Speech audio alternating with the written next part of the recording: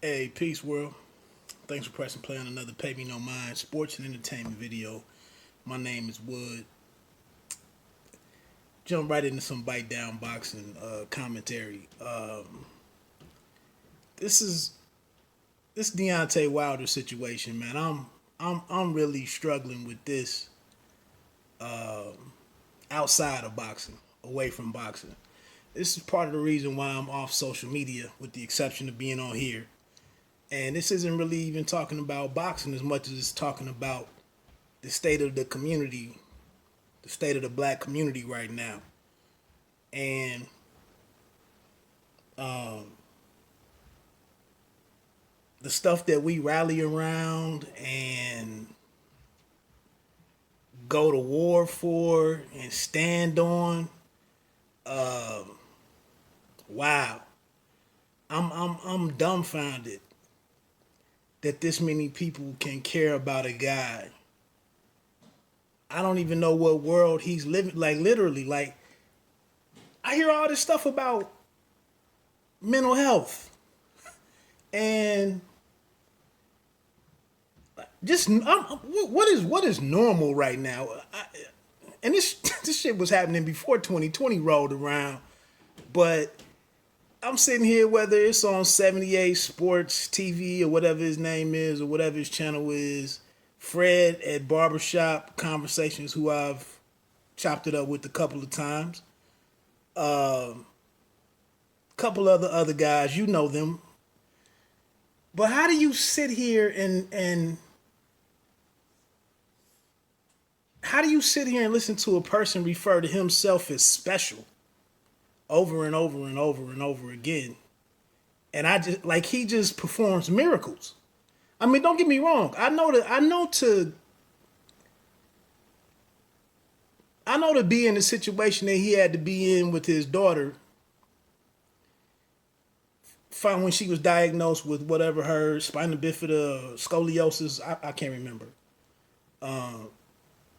But I guess that's empowering when you go and I have a problem, a real problem, an existential problem with my baby, with your baby, and you walk into a gym, find out what you're here to do.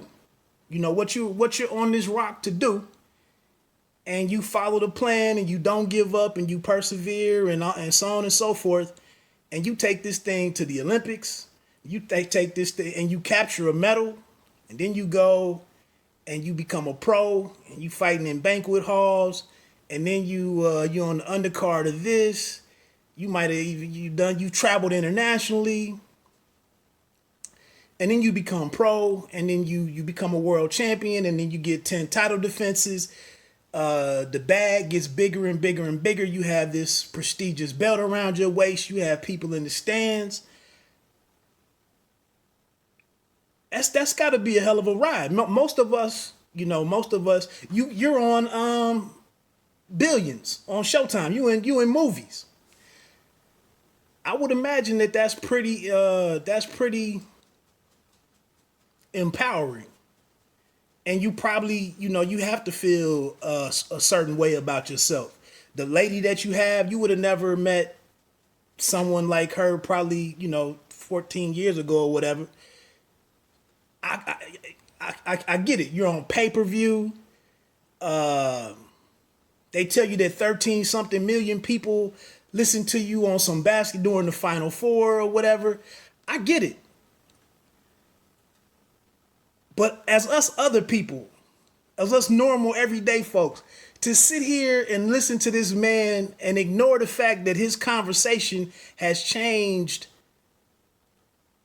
awkwardly, strangely over the last 16, 18 months, if not longer.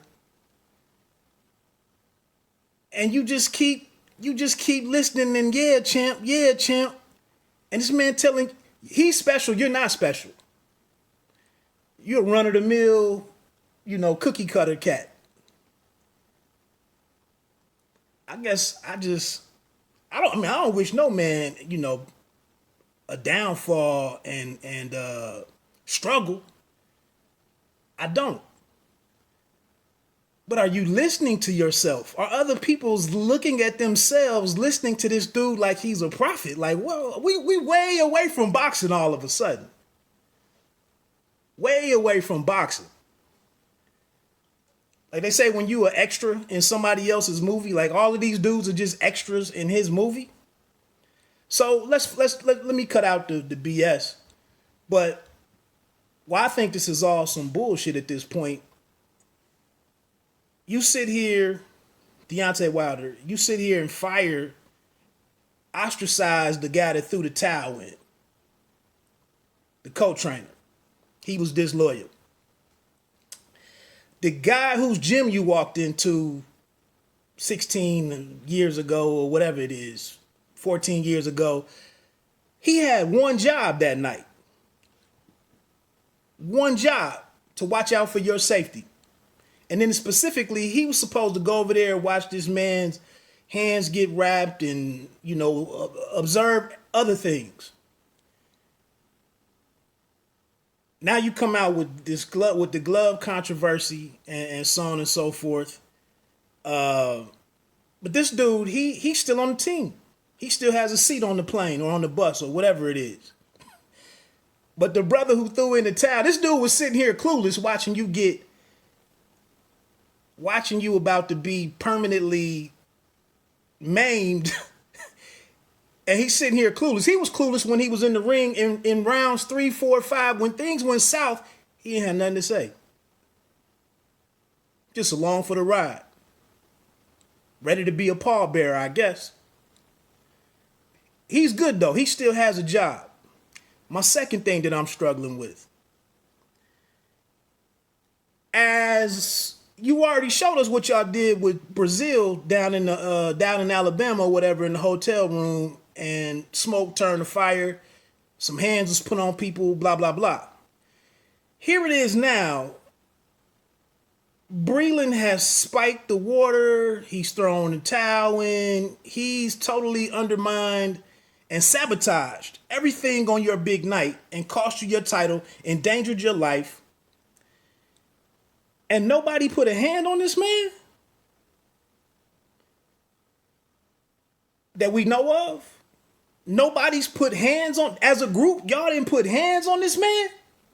Y'all was running around for BJ Sanders over in Europe. You was chasing this man for throwing a piece of bird at you. But Breland is here and nothing has happened to this cat in all this time, as far as I know. Very last thing. The hell with telling me what happened and the glove and can't know 10-ounce brand new glove, blah, blah, blah. What I want to know is when you were getting hit with said object in said glove, did you freaking notice it? And at any point in time, did you think to talk to Kenny Bayless, who is a crab or whatever you called him? Did it cross your mind to tell that man, hey, I'm getting hit with something that I have never felt before? You've been boxing for 16 years, roughly. You don't recognize that something is happening to you? So I sat here, I listened to about 15 minutes of the barbershop content. They ain't even asking you questions. It's just like, come on my platform and talk. Help me get clicks. Help me have people on here. I'm getting my chats, my super chats. And yeah, champ. He quoting by scripture and you know. Nah, I don't know. What was going on with your whole team that you sat here and let a man beat you with a lead pipe in his glove and nobody knew nothing about it? Very last thing, I'm jumping off here. It's 10 minutes. I'm pretty sure, I didn't even bother to go look, but I'm pretty sure his gloves were removed at the end of the night, at the end of the fight. I'm pretty sure when he sang his song and whatnot, but the gloves they moved all around the ring and every, the Nevada State Athletic people, the official, they take custody of the gloves, remove the object, put it in a pocket or pass it to the next person who passes it to the next person who gets rid of it.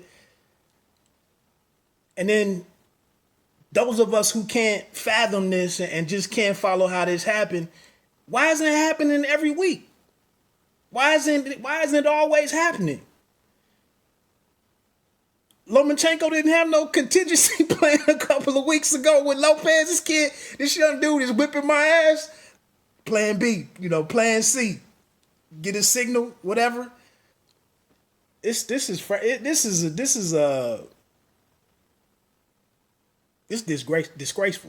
And still on all of these cats' platforms, I know I keep talking over, but what's the plan to get the fight? The hell with your scripture and your verse and your book of, the New International or the King James or the whatever. What are you doing to get the fight? That's all I want to know. Are you catching a flight over there? Is the lawyer going to file the law? What is happening? Just wait and see. Y'all just wait and see. You just wait and see. I got it all. What is that? But we online tearing each other up, calling each other whatever, big this and this, and you blah blah blah. At his expense, the special person, the one that's like none of it, that's like none other. I'm blown away. That's it, man. I just had to get that off my chest, man. I'm not talking about Deontay Wilder again until we see him again in the ring. In the ring. Bite down boxing, don't let them count you out. You don't have to be great to start, but you have to start to be great. Peace.